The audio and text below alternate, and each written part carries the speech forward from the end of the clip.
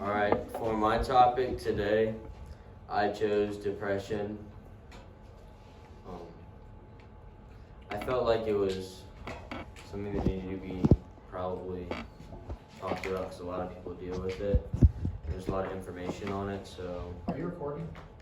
Yeah. Okay, sorry. One, none of my first slide, I guess. That should not be my first slide. Okay, well, what is depression? Depression is a clinical disorder that leaves an individual person feeling a persistent feeling of sadness. So,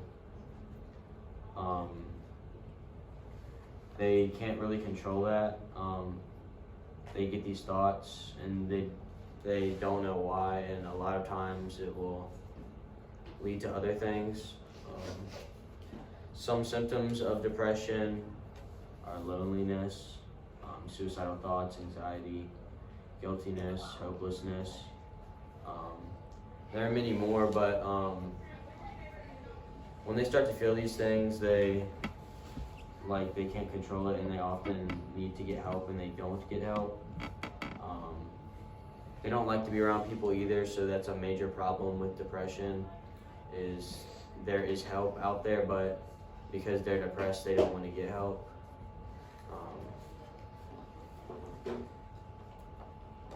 Some things that cause depression are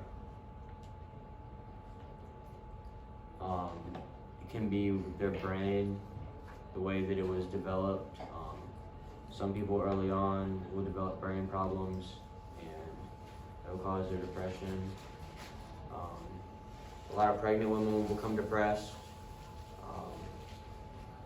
When my mother was pregnant with me, she developed depression, and she didn't know why, and she didn't know that being pregnant could cause you to become depressed, and she later found that out, but it happens a lot in pregnant women. It can also be inherited from a relative. So my mother is depressed, so there is a chance that I could develop depression. A lot of people don't realize that it is inherited and they need to get help.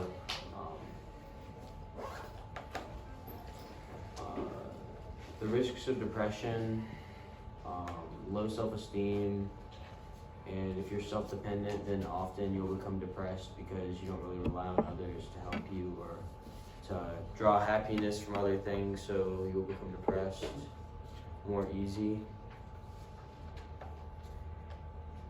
If you're gay, you're more likely to be depressed. Being gay is a problem in its own. It's a disorder in somebody's head, and being gay or whatever can also lead to depression because often those people become very sad because they're judged a lot, which is wrong. You shouldn't really judge gay people, but it happens a lot. It causes them to become depressed. Trauma can cause you to become depressed. If your dad beats you or something, my cousin's dad beat her one time.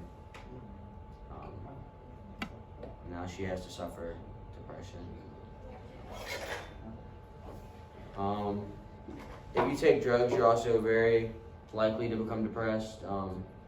I know people that have been on drugs and now they're messed up from it and they're really sad, and a lot of them didn't know why, and they found out later on that it was because they had taken so many drugs. The likeliness of getting depression is a 71% chance out of 100 in adults, and 1.9 million kids are depressed, so that's about a 3 to 17 ratio. Often kids under the age of 9 are less likely to become depressed. I don't really think they fall into that number, but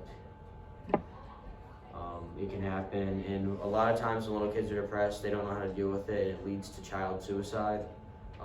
That's a major problem. It needs to be taken care of. Parents need to talk to their kids, because I don't think a lot of parents really understand how to deal with a depressed child, and a depressed child doesn't really understand how to deal with themselves either, and that's why it leads to suicide.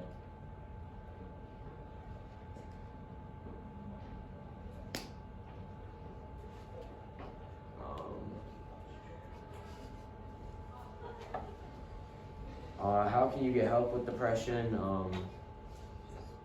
The best way is to get a therapist to talk to, but like I mentioned, a lot of times depressed people will not get help, and it's a major problem in itself. Getting a pet is also great for depression, because it takes your mind off of yourself, which often when depressed people are alone, they're so focused on themselves, it just makes the depression worse. But when you have a pet to care for, it'll help. Any social interactions with people will help. FaceTime calls, texting. I would stay away from social media, because a lot of times it'll can cause you to become more depressed, FOMO and things like that. You need to find somebody, if you're depressed, that you feel safe talking to. Like I said, a therapist, but if not a therapist, then a close friend. It's not good to keep the thoughts in, because you're at more of a risk of suicide or self-harm, and that is something that that people need to help depressed people with. A lot of times, if they're not sleeping enough, they'll become depressed. It'll cause drastic mood swings, and they don't understand that sleeping might help their depression, but a lot of times it won't help a ton. Medication's probably the last thing you would want to put a depressed person on. It's easy to become addicted and to rely on that medicine, and a lot of times it'll make the suicide thoughts even worse. It might help with your depression, but it will put them in a deep depression sometimes, and are more likely to commit suicide. I know somebody that was on depression meds, and